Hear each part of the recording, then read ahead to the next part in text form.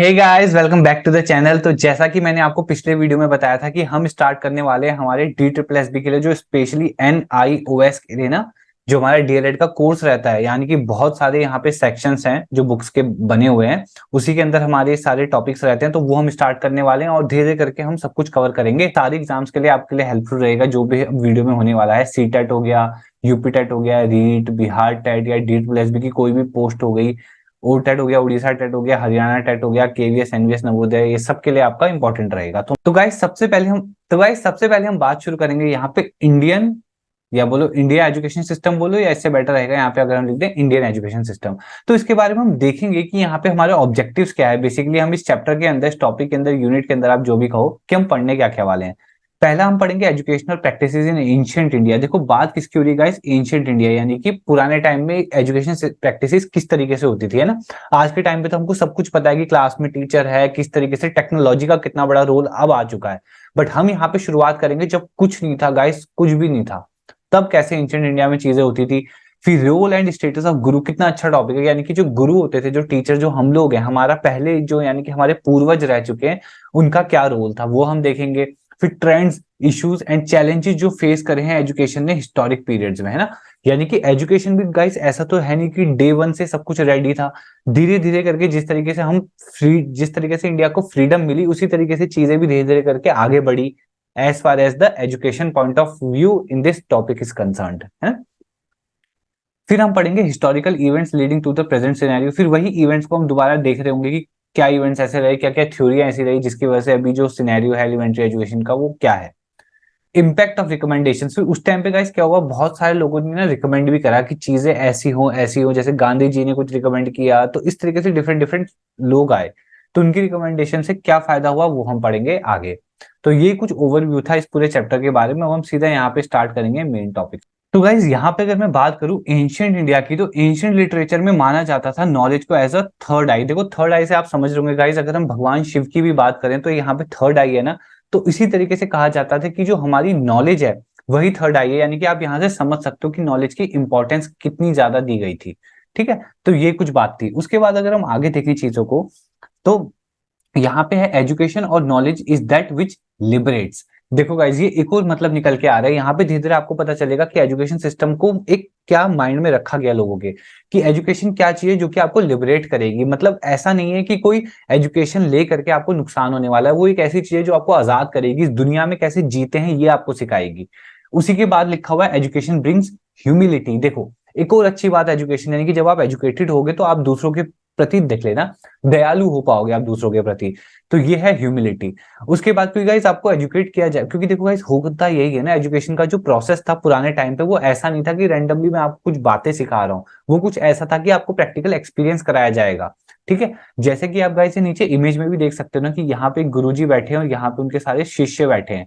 तो यहाँ पे जो नॉलेज दी जाती थी वो ज्यादातर उस टाइम पे होती थी रिलेटेड टू कि सोशल लाइफ, आपको जीना कैसे, आपको बिहेव कैसे करना है ना। उस टाइम पे साइंस का बहुत बड़ा रोल नहीं हो पाया था। उस टाइम पे जो बेसिक चीजें होती थी उन पे बहुत बातें होती थी।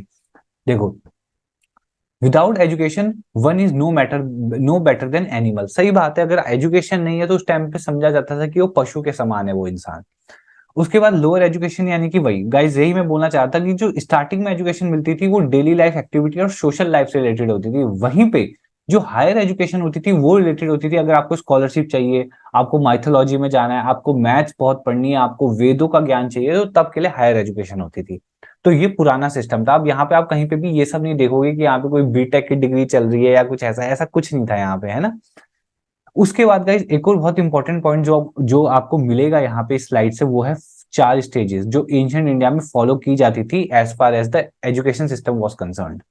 वो क्या थी कि पहली थी ब्रह्मचर्य, यानी कि कोई भी एक बच्चा होता था या बालक होता था या कह लो बालिका होती थी, उसका जीवन में सबसे पहले आता था ब्रह्मचर्य। अगर आपको इसको एज वाइज भी देखना है तो आप कह सकते हो 0 से लेके 25 साल तक किसी भी चाइल्ड का, किसी भी स्टूडेंट का वहां पे चलता था क्या, ब्रह्मचर्य। यानी कि वो एक ऐसा समय होता था जहां पे सिर्फ और सिर्फ उस बच्चे को एजुकेशन पे ध्यान देना होता था। और इसी के चलते वो जो शिष्य होता था वो अपने गुरु के साथ गुरुकुल में रहना शुरू कर देते थे। ठीक है, तो आपने बहुत सी मूवीज में गुरुकुल के बारे में सुना भी होगा था। तो ये एक ऐसी जगह थी जहां पे जो बच्चे थे वो गुरु के साथ ही रहते थे दिन रात, ताकि वो वहां पे सीख सके। अगर गाइस मैं आपको छोटा सा एक एग्जांपल दूं ना, 2006 में एक शो आता था। तो गाइस 2006 में ना एक शो आता था जिसका नाम था पृथ्वी राज चौहान। इसमें ना बहुत अच्छी एक्टिंग किसने की थी आपको याद है? इसमें कौन एक्टर था? उस एक्टर का नाम है रजत टोकास। तो अब तो वो कहीं कहीं नहीं आता, बट उस टाइम पे हमारे लिए सुपर हीरो वही होता था, मतलब एक फिगर होती थी जिसको हम देखते थे। आपको याद हो इसमें सहयोगिता होती थी, तो वैसे वैसे केमिस्ट्री भी बहुत अच्छे से दिखाई जाती थी उनकी, भी उनके फ्रेंड्स होते थे, उनके बीच की स्टोरी होती थी, महल में जो लड़ाई चलती थी, कॉन्स्पिरेंसी चलती थी, तो वो सारा सिस्टम आपको दिखाया जाता था। तो 2006 में जब ये सब आता था, हातिम आता था, है ना एक शो, तो इस तरीके से आपको पता होंगे सारी चीजें आती थी।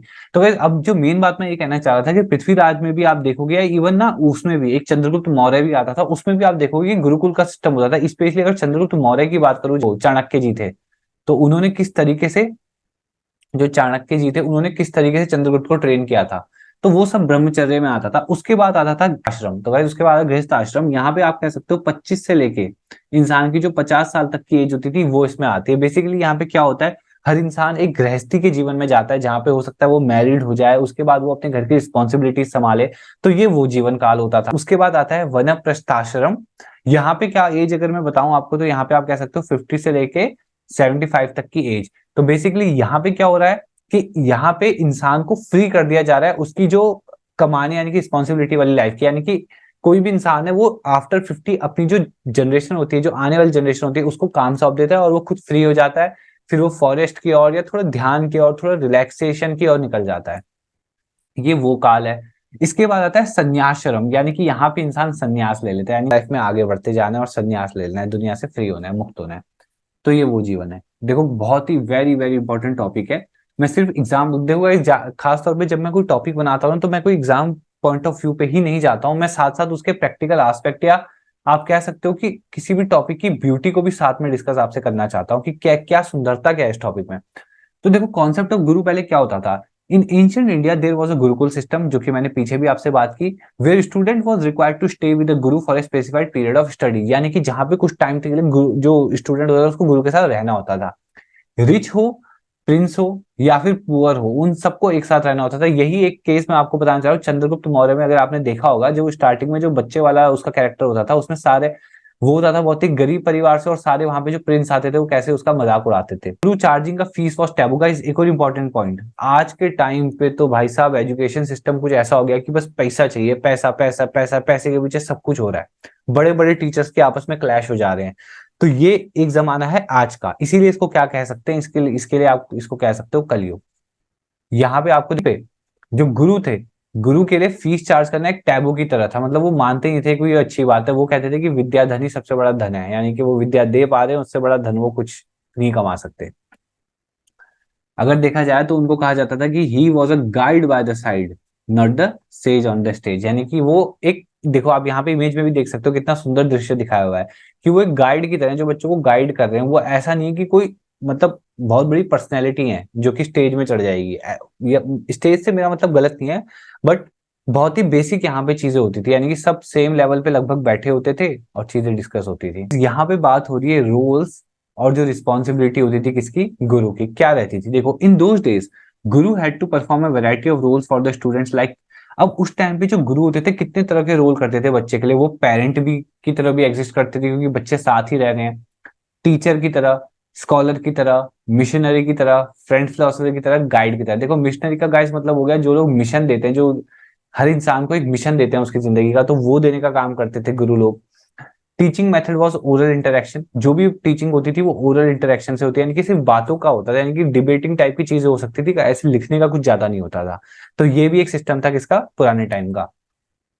Assessment was a continuous comprehensive assessment internal conducted by गुरु, यानी कि गाइस देखो असेसमेंट कंटीन्यूअस चलता रहता था। जैसे मान लो एक गुरु है ना, जैसे मान लो बच्चे हैं यहाँ पे बहुत सारे, तो वो गुरु यहाँ से सपोज अगर जा भी रहे हैं रास्ते से अपने कहीं को जा रहे हैं, तो भी वो इनको ऑब्जर्व करते हुए जाएंगे। तो यानी कि साल भर में या कुछ 6 महीने में पूरा परीक्षण होता था बच्चों का, और फाइनली जाके वहां पे प्रतिस्पर्धा होती थी, वहां पे वो सिस्टम था।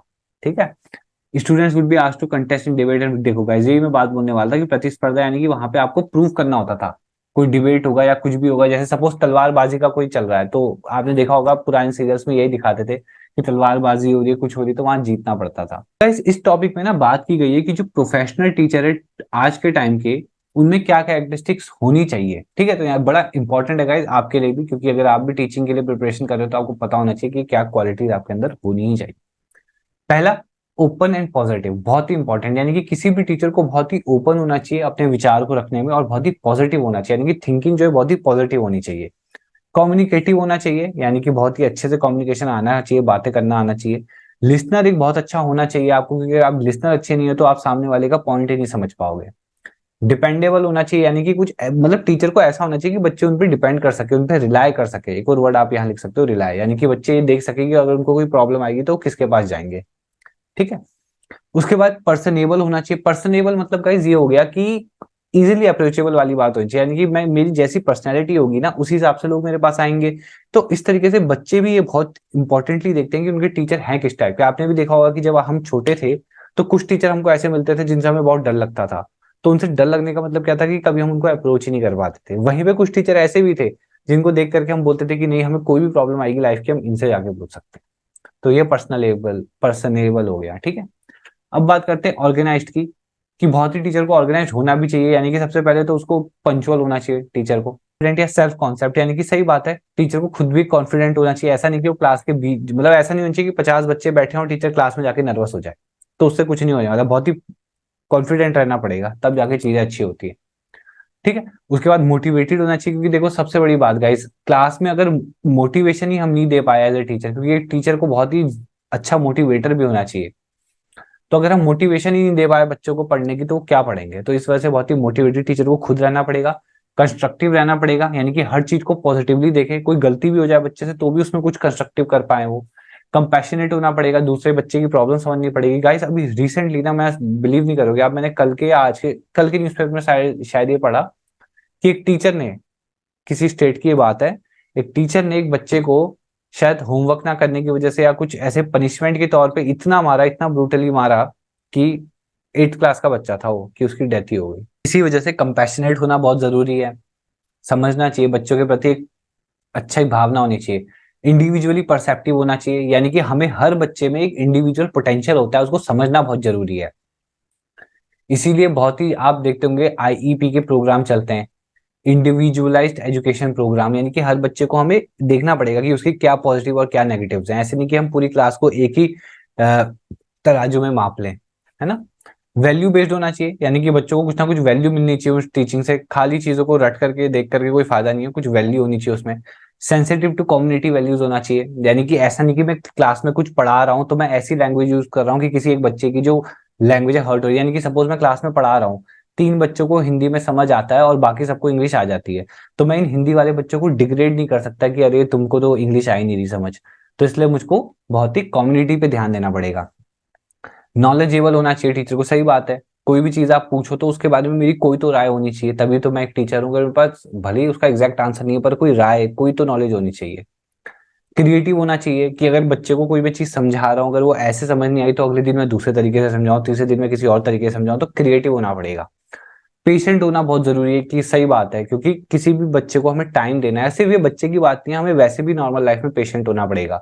कि सपोज हमारा एग्जाम होने वाला है और हम पे पेशेंस नहीं है, या सपोज हम तैयारी कर रहे हैं, हम पे पेशेंस नहीं है, तो ये सारी प्रॉब्लम हमें क्या करेगी, हमें आगे तक ट्रेवल करेगी। तो गाइस अब जो हम नेक्स्ट स्लाइड में पढ़ने वाले हैं वो है चेंजिंग नेचर ऑफ सोसाइटी। ठीक है, तो यहाँ पे हम ये समझेंगे कि धीरे धीरे उस एंशिएंट टाइम से जो अब का टाइम आ गया उसमें क्या क्या चेंजेस आ चुके हैं, क्या क्या हमारी लाइफ में ऐसी नई चीज ऐड हो गई कि जिसके बिना टीचिंग ही अधूरी है। यानी कि एक टाइम पे, एंशिएंट टाइम पे, जहां पे सब कुछ वैसे ही हो जाता था, प्रैक्टिकली हो जाता था और जिन चीजों की जरूरत नहीं होती थी, पर आज के टाइम पे वो एक नेसेसिटी बन चुके हैं। जैसे कि अगर हम बात करें आईसीटी, ये हमने इतनी बार सुना है, इतनी बार पढ़ा है, इसकी फुल फॉर्म की अगर हम बात करें तो ये क्या हो गया। तो गाइस आईसीटी बेसिकली क्या हो गया, टेक्नोलॉजी का यूज करना हर काम को करने में। जैसे कि फॉर एग्जाम्पल, एक टाइम था जब हमको किसी को मैसेज भेजने के लिए चिट्ठी लिखनी पड़ती थी, लेटर लिखना पड़ता था, है ना। फिर हम उसको पोस्ट ऑफिस जाते थे या पोस्ट बॉक्स में डालते थे, फिर वो जाता था, मतलब एक वो पूरा प्रोसेस था, वो एक एंशिएंट टाइम था। पर आज के टाइम में बिकॉज ऑफ टेक्नोलॉजी मैं यहाँ पे मैसेज करूंगा और सीधा वो आप तक पहुंच जाएगा विद इन अ सेकेंड्स। तो घंटों का सफर सेकंड में तय हो जाएगा। तो ये कभी किसी ने सोचा नहीं था, पर आईसीटी ने ये करके दिखा दिया। उसके बाद guys ICT becomes very cheap in the last few years, तो बहुत सस्ता भी हो चुका है। सही बात गाइस, अब देखा जाए तो इतनी अच्छी टेक्नोलॉजी हमें कितने सस्ते रेट में मिल जाती है ना। मतलब बहुत ज्यादा एक्सपेंसिव नहीं खाएंगे हम इसको। इवन अगर हम बात करें इंटरनेट की, तो पहले एक टाइम था इंटरनेट, यानी कि 300 MB के इंटरनेट के लिए अगर मैं बात करूं तो हमें 100 का रिचार्ज करना पड़ता था। वही अब यहाँ पे अगर मैं 400 का भी अगर वाईफाई लगा दूं तो आप अनलिमिटेड इंटरनेट यूज कर सकते हो। तो ये वाली बातें हैं। उसके बाद है mobile phone subscriber have grown at the rate of 11.4 million a month. Guys देखो कितना बड़ा नंबर है ये, यानी कि इस रेट से हर महीने जो मोबाइल के सब्सक्राइबर है वो बढ़ते जा रहे हैं, बढ़ते जा रहे हैं। तो मतलब कितना ज्यादा आईसीटी फैल चुका है। ऑटोनॉमी ऑफ द लर्नर, सही बात है गाइस। सबसे अच्छी बात तो ये कि आप जिससे चाहो उससे पढ़ सकते हो, आप जैसे चाहो वैसे पढ़ सकते हो, आप खुद से भी पढ़ सकते हो। टेक्नोलॉजी है आपको पढ़ाने के लिए, है ना। तो ये हो गया हमारे पास ऑटोनॉमी ऑफ द लर्नर की बात। उसके बाद in this changing times teacher has a very important role to play. Guys ये बात तो मैं कह ही रहा था आपको, स्टार मार्क है कि हम टीचर्स को यहाँ पे क्या क्या करना पड़ेगा। अब सबसे पहले nurture of E culture. E culture basically वही हो गया, यानी कि इलेक्ट्रॉनिक कल्चर, जो भी चीजें इलेक्ट्रॉनिक्स है। जैसे फॉर एग्जाम्पल गाइस, अब नर्चर ऑफ ई कल्चर और टीचर को अगर रिलेट करना हो तो मैं आपको एग्जाम्पल देना चाहूंगा। जब हम बहुत छोटे हुआ करते थे, थर्ड फोर्थ या सेकंड क्लास में, तो हमको कंप्यूटर चलाना कितना बड़ा टास्क नहीं लगता था। इवन हमको हमारे स्कूल में ये सिखाई जाती थी चीजें कि शट डाउन कैसे करते हैं, फाइल को ओपन कैसे करते हैं। तो ये सब सीख के हम प्रोसेस से आए हैं, इसलिए आज हमें बहुत इजी लगता है कोई भी फाइल कुछ भी करना कंप्यूटर में। नॉर्मल जो चीजें हैं बेसिक्स, वो बहुत इजी लगने लगती है। बट एक टाइम पे ये भी हमने सीखा है वक्त के साथ। तो इसी तरीके से टीचर्स को भी बहुत ही 1 to 1 होना पड़ेगा टेक्नोलॉजी के साथ, सो दैट कि वो आगे जो जनरेशन आ रही है उनको सिखा पाए वो चीजें। फैसिलिटेटर का गाइस स्टार्टिंग से वही मतलब है कि हमको चीजों को उनके लिए असिस्ट, कि हमको बच्चों को असिस्ट करना है इन चीजों में, तो वही फैसिलिटेटर का काम होता है। रिसोर्स डेवलपर, यानी कि हमको रिसोर्सेज को भी डेवलप करने में हेल्प करनी है स्टूडेंट्स के लिए। फिर एक्शन रिसर्च, यानी कि यहाँ पे भी हम पूरा का पूरा प्लान बनाते हैं कि बच्चों को कोई चीज सिखानी है तो कैसे सिखानी है। तो पूरे के पूरे एक्शंस वहां पे डिसाइडेड होंगे कि पहले ये होगा, फिर वो होगा, फिर ये होगा, फिर ये। तो इस तरीके से चीजें। इवेल्युएटर ये भी बहुत जरूरी है, क्योंकि अगर मैं, ये तो गाइस सिंपल वही बात होगी ना कि मैं अगर टीचिंग कर रहा हूँ तो वो टीचिंग का, सपोज मैं 100% अगर आपको कुछ पढ़ा रहा हूं तो वो कितना परसेंट यहाँ पे आप तक पहुंचा, वो देखने के लिए मुझे क्या करना पड़ेगा, टेस्ट लेना पड़ेगा। तो ये पूरा काम हो गया यहाँ पे इवेल्युएशन का। यहाँ पे टेक्नो पेडागॉग का मतलब हो गया कि यानी कि मैं टेक्नोलॉजी और प्लस जो मेरी टीचिंग होती है, क्योंकि पेडागोजी का मतलब वही हो गया कि किसी भी सब्जेक्ट को आप पढ़ाओगे कैसे, ये सब पेडागोजी के अंदर आता है। जैसे आपने पढ़ा होगा कि मैथमेटिक्स की भी पेडागोजी होती है, इंग्लिश की भी पेडागोजी होती है, हिंदी की भी पेडागोजी होती है ना। तो इसका मतलब वो चीज को आप पढ़ाओगे कैसे, तो उन दोनों का जो मिश्रण है आप कह सकते हो, वो टेक्नो पेडागोग होना पड़ेगा टीचर को। कॉलेज मिनट और या सुप्रीमेसी ऑफ इंग्लिश। अब गाइज यहाँ पे आप ये देखना कि मैकॉलेज मिनट में यहाँ पे स्लैश करके क्यों लिखा हुआ है कि सुप्रीमेसी ऑफ इंग्लिश। गाइज वो इसलिए लिखा हुआ है ना, क्योंकि जो सुपर, वो इसलिए लिखा हुआ है ना क्योंकि सुप्रीमेसी यानी कि इंग्लिश जो थी एक एज अ लैंग्वेज, ये क्यों ऊपर आई, क्योंकि हम रहते थे इंडिया में। ठीक है, हमारी कंट्री है इंडिया, और इंडिया कंट्री को एंशिएंट टाइम से जाना जाता था हिंदू स्क्रिप्चर्स या ये सब चीजों के लिए। तो यानी कि यहाँ पे बोली क्या जाती थी, हिंदी, है ना। और भी लैंग्वेजेस थी बट हिंदी भी थी एक, मतलब कहने का मतलब है लैंग्वेज। गाइस देखो लैंग्वेजेस तो इंडिया में बहुत सारी बोली जाती है, बट एक हिंदी आप कह सकते हो कि काफी ज्यादा ऊपर थी स्तर में, है ना। बहुत ज्यादा लोग उसको बोला करते थे।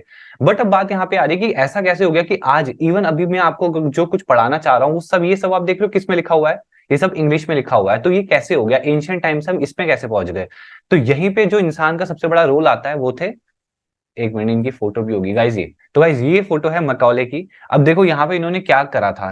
तो गाइज अगर पढ़े तो मैकॉले वाज इन इंडिया, यानी कि वो इंडिया में थे उस टाइम पे, दस ओनली फॉर नियरली 4 इयर्स, यानी कि कहने का मतलब है गाइज सिर्फ 4 साल के लिए वो इंडिया में थे। बट देखो लाइन कितनी वो है, आप कह सकते हो सटायरिकल लाइन है यहाँ पे। Macaulay Macaulay was in India thus only for nearly 4 years, but he was destined to impact the lives of millions of Indians forever. कर ही दिया उन्होंने। अब देखो, participating in the debate, Lord Macaulay took a decisive stand against the native culture and learning, native knowledge and language. Like देखो basically guys यहाँ पे ये line में ये लिखा हुआ है ना कि जो यहाँ की नेटिव चीजें थी, जो मैं आपको स्टार्टिंग में बता रहा था कि यहाँ की जो नेटिव नॉलेज थी, संस्कृत की नॉलेज थी, अरेबिक थी या जो पर्शियन थी, एंड मतलब ये जो सारी लैंग्वेजेस थी इनको ना यूज करके उन्होंने बोला कि सब कुछ किस लैंग्वेज में होना चाहिए, इंग्लिश। ठीक है, तो इन्होंने इस डिबेट में ये पॉइंट रख दिया था कि ये सारी चीजें इंग्लिश में होनी चाहिए। तो ऐसा इनका पॉइंट यहाँ पे मानना था। मैकॉले रिजेक्टेड, देखो कितना इंपॉर्टेंट वर्ड है, rejected both the native language, यानी कि अरेबिक एंड संस्कृत सबको रिजेक्ट कर दिया था इन्होंने, और बोला कि इंग्लिश में होनी चाहिए सारी चीजें, क्योंकि ये कहते थे कि इंग्लिश बेटर है उन दोनों लैंग्वेजेस से। तो आप देख सकते हो पॉइंट उन्होंने क्या रखा था यहाँ पे guys.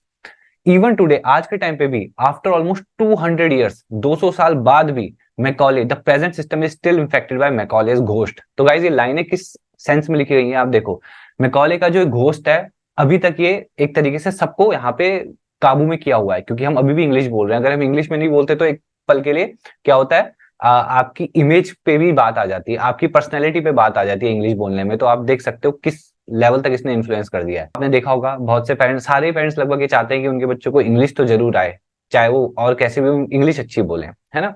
He advocated that a single shelf of good European library was worth the whole native literature। देखो गाइस कितनी ज्यादा खतरनाक लाइन बोल के गए हैं। Single shelf of good European library was worth the whole native literature of India, मतलब India के पूरे लिटरेचर और को इन्होंने जज करना चाहा एक लाइब्रेरी यूरोपियन की। और ऐसा कुछ हो ही नहीं सकता कभी भी, है ना। ये स्टेटमेंट बिल्कुल ही फॉल्स है। बात करते हैं यहाँ पे वुड्स डिस्पैच की। बेसिकली गाइस अब क्या हो रहा है, हम हर एक स्लाइड में पढ़ते जा रहे हैं कि मैंने आपको स्टार्टिंग में बताया था ना, एक टॉपिक हम ऐसा भी पढ़ेंगे कि कौन कौन लोग थे जिन्होंने एजुकेशन सिस्टम को इन्फ्लुएंस किया, अपने पॉइंट्स रखे, तो क्योंकि उनके उसी से उठा उठा के चीजें आगे आई। अब वुड्स डिस्पैच में क्या हुआ ना, इनको कहा जाता था मैग्ना कार्टा ऑफ एजुकेशन।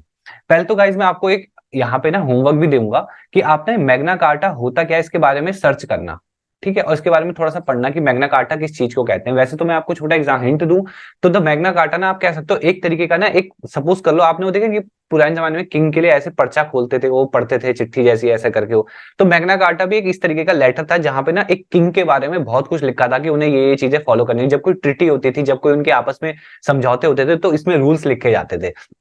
तो वही कहते हैं कि वुड्स डिस्पैच को हम मैग्ना कार्टा कहते हैं ऑफ एजुकेशन का इंडिया में। उन्होंने ही लेट की थी foundation of modern education system. तो आप कह सकते हो कि यानी कि फाउंडेशन, आप समझ रहे हो कि क्या कहते हैं उसको, बुनियाद, जिन्होंने बुनियाद रखी थी एजुकेशन सिस्टम की मॉडर्न जमाने के लिए, वो ये थे। Emphasize the importance of education for economic development. उन्होंने ये भी बात रखी थी कि अगर हमें इकोनॉमिकली बहुत ऊपर जाना है, अच्छा करना है लाइफ में, तो हमको एजुकेशन चाहिए। Encourage the growth of universities and colleges. उन्होंने ही बोला था कि जो कॉलेज और यूनिवर्सिटी इनकी ग्रोथ करो, क्योंकि आप सोच सकते हो उस टाइम पे मुश्किल से 3 या 4 यूनिवर्सिटी हुआ करती थी पूरे इंडिया में, इतने बड़े एरिया में। तो उन्होंने कहा था इनको बढ़ाओ। एम्फेसाइज, वो अलग बात है कि आज कुछ और ही हो चुका है, अब तो यूनिवर्सिटी कॉलेज का बिल्कुल फ्लड आ चुका है। Emphasize the importance of teacher training, है ना, टीचर को भी ट्रेन करना पड़ता है। देखो गाइस ऐसा नहीं कि सीधा हमने कुछ चीजें, कुछ किताबें ऐसे ऐसे पढ़ ली और हम टीचर बन गए, नहीं। टीचर के लिए आपके पास प्रैक्टिकल एक्सपीरियंस होना चाहिए, बच्चों के साथ आप बैठ करके आपने चीजें देखी होनी चाहिए, उनके इमोशंस आपको समझ आने चाहिए, कौन बच्चा कैसा फील कर रहा है वो आपको पता होना चाहिए, सिंपैथी, कंपैशन, ये सारी चीजें आ जाती है यहाँ पे। Promoted the spread of education to women. देखो वुमेन एजुकेशन के लिए भी इन्होंने बात की थी, तो इन्होंने एक जो थे ये वुड सर, इन्होंने कितने सारे पॉइंट्स यहाँ पे रख दिए थे एजुकेशन में।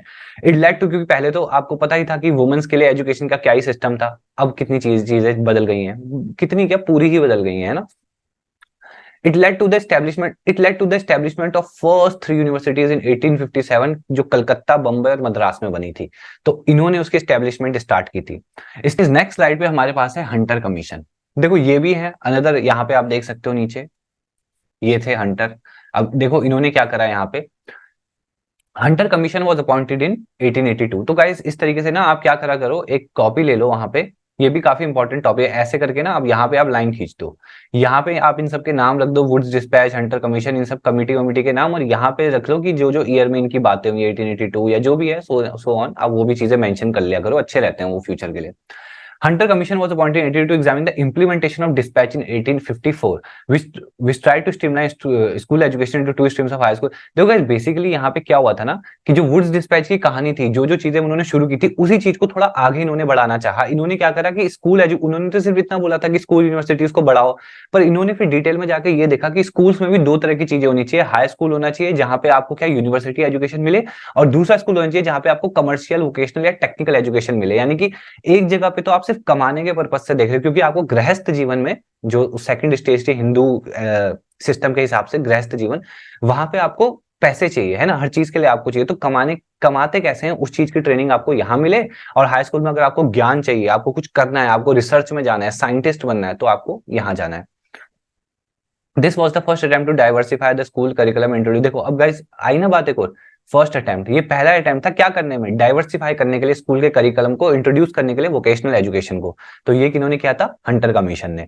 उसके बाद despite the specific recommendation emphasis of Hunter commission on commercial, vocational और non literary education, neither the public nor the government appreciated the value of this practical suggestion, recommendation was totally ignored. अब ये एक थोड़ी सी problematic बात है कि इतना सब कुछ बताने के बाद भी उस टाइम पे गवर्नमेंट को बातें नहीं समझ आई और उन्होंने सारी कमीशन की चीजों को लगभग इग्नोर ही कर दिया था, ठीक है। जबकि उन्होंने कितना सही पॉइंट बोला था कि एजुकेशन को भी 2 हिस्सों में बांट दिया जाए, क्योंकि हर कोई, गाइस देखो 2 सेक्शन ऑफ सोसाइटी है ना, हर कोई यहाँ पे साइंटिस्ट बनने के लिए है और ना हर कोई कमाने के लिए है। तो दोनों के लिए उनकी चॉइस की चीजें होनी चाहिए। गाइज इसके बाद बात करते हैं हम किसकी, सैडलर कमीशन की। अगेन यानी अब देखो क्या हुआ था, the next important development was the realization of the need for improvement of secondary education for the improvement of university education. देखो गाइज अब क्या हुआ था ना, सैडलर कमीशन ने, जैसे मैंने आपको दिखाया पिछले वाले वुड्स जो थे उन्होंने स्कूल पे थोड़ा ज्यादा ध्यान दिया, तो सैडलर वालों ने यूनिवर्सिटी में थोड़ा ज्यादा ध्यान दिया, या आप कह सकते हो जो सेकेंडरी एजुकेशन है उस पर ज्यादा ध्यान दिया। ठीक है, तो इस तरीके से चीजें यहाँ पे हुई। It also recommended that the board of secondary and intermediate education भी एस्टैब्लिश एंड इंटरेस्टेड एडमिनिस्ट्रेटिव। देखो तो इन्होंने यानी कंट्रोल ऑफ सेकेंडरी एजुकेशन के लिए एक बोर्ड बनाने की बात की। ठीक है, जैसे आज हम देखते हैं central board of secondary education, तो इस तरीके से बोर्ड के जो रिकमेंडेशन था वो सैडलर कमीशन से आया। तो अब आपको धीरे धीरे पता चलेगा, हम सीबीएसई बचपन से पढ़ते हुए आ रहे हैं ना, पर ये बोर्ड बनाया किसने या वहां की शुरुआत कहां से हुई, सैडलर से। Perhaps the seed of concept of +2 stage और junior college today is led by, देखो कितना इंपॉर्टेंट पॉइंट है गाइस, ये आ जाते हैं एमसीक्यू में कि who laid the foundation for +2 stage और board of education secondary education, तो ये सब आपका किसने किया था, सैडलर ने। It was also the first time that a commission had recommended the attachment of intermediate classes to the high school and setting up the board of education to control high school and intermediate. और इन्होंने ही ये भी suggest किया था कि जो intermediate classes हैं और जो सेकेंडरी क्लासेस हैं उनको भी जोड़ा जाए, वो सब कुछ स्कूल के अंदर आ जाए। क्योंकि गाइस सोचने वाली बात है ना, हमको बोला जाता है कि फर्स्ट क्लास से लेकर के 12th क्लास तक आपका क्या रहेगा, ये आपका स्कूल का ड्यूरेशन रहेगा, बट किसने सजेस्ट किया कि ये सब कुछ स्कूल के अंदर आना चाहिए, तो ये सब इन कमिटीज से आ रखा है, सैडलर कमिटी से, जिसे हम फॉलो कर रहे हैं। फिर यहां से निकल के हम कॉलेज चले जाते हैं 3 से 4 साल के लिए, और जब यहां से हम निकलते हैं तो तब हमारा स्टार्ट हो जाता है गृहस्थ जीवन। तो आप देख रहे हो गाइस पूरी चक्री कैसे घूम रही है सारी। फिर हम यहाँ एंटर करते हैं, यहाँ हम घुस जाते हैं कहाँ पे, जॉब मार्केट में। फिर जॉब मार्केट से निकलेंगे, फिर हम हो जाएंगे क्या, रिटायर। फिर हम रिटायर हो जाएंगे तो उसके बाद हम क्या हो जाएंगे, थोड़े सन्यासी जीवन में एंटर कर जाएंगे। सन्यासी जीवन के बाद हमें क्या, मोक्ष चाहिए, और कुछ नहीं है गाइस, ये है एक तरीके से लाइफ का सर्कल। इसके बाद गाइस बात करते हैं हम किसकी, हार्टॉग कमेटी की। देखो 1929 में, अगेन गाइस एक और इंपॉर्टेंट डेट आ गई 1920, Hartog committee was appointed to review the position of education in country. देखो अब अभी आप देखो किस तरीके से थोड़ी थोड़ी चीजें चेंज हो रही है। हार्टॉग कमेटी इसलिए आई थी कि वो रिव्यू कर सके पोजीशन क्या है, जो भी एजुकेशन अभी चल रही है क्या सिचुएशन, क्योंकि अगर बुरी है तो और उसको सुधारा जाए, अच्छी है तो और अच्छा करा जाए। तो गाइस इन्होंने क्या बोला था कि जैसे बहुत सारे लोग जो वोकेशनल एजुकेशन के लिए जाते हैं ना, उनको मिडिल स्कूल स्टेज में रुक करके ये उनके लिए जो करिकुलम है उसको और डाइवर्सिफाई करना चाहिए, कि उसके अंदर भी वो चीजों को और सीख सके। यानी कि अगर आप कंप्यूटर लाइन पे हो तो कंप्यूटर लाइन के अंदर भी आपको 4-5 चीजें सीखने को मिले। अगर आप मैकेनिकल लाइन में जाना चाह रहे हो, मैकेनिकल सपोज, गाइस मेरा कहने का मतलब मैकेनिकल से है कि सपोज जो वोकेशन एजुकेशन होती है वहां पे क्या होता है, आपको ये भी सिखाया जाता है कि कपड़े कैसे सिलने हैं, आपको ये भी सिखाया जाता है कि मशीन कैसे टाइट करनी है। यानी कि किसी को अगर मैकेनिक बनना है तो उसको वहां पे सिवाय कार के हो सकता है स्कूटर की भी इंफॉर्मेशन दी जाए कि स्कूटर कैसे ठीक करते हैं। तो ऐसे करके डाइवर्सिफाई करा जाए करिकुलम को, ये इन्होंने रखा था। The committee also recommended the diversion of more boys to industrial and commercial careers at the end of the middle stage where they should be prepared for specialized education technical. तो वही है guys, यहाँ पे भी इन्होंने बोला था कि ज्यादा से ज्यादा लड़कों को क्या है, क्योंकि होता भी यही है, जो थोड़ा हार्ड वर्क है, जो ऐसा मैकेनिकल काम है, उसमें आप देखोगे कि जो बॉयज की संख्या है वो हमेशा बहुत ज्यादा है ना। जैसे आप कभी भी कोई कार मैकेनिक में आपने कभी आज तक देखा ऐसा कि कोई लड़की जो है वो मैकेनिक्स का काम कर रही होंगी, नहीं ऐसा होता है ना, वो डिपेंडिंग ऑन द स्ट्रेंथ है। यहाँ पे मैं जेंडर स्टीरियोटाइप्स की बात नहीं कर रहा हूँ गाइस, वो एक अलग चीज है ना, जेंडर स्टीरियोटाइप एक अलग चीज है और जो एक्चुअल काम है वो एक अलग चीज है। तो अब यहाँ पे गाइस एक और काम इन्होंने किया था, इन्होंने टीचर्स की कंडीशन भी देखी थी। मतलब फॉर एग्जांपल जो टीचर्स है उनको सैलरी सही मिल रही है कि नहीं, उनको जहां वो रह रहे हैं क्या उनका अकोमोडेशन थोड़ा सुटेबल है कि नहीं, है ना। तो इस तरीके की चीजों पे भी हार्टॉग कमेटी ने काम किया था।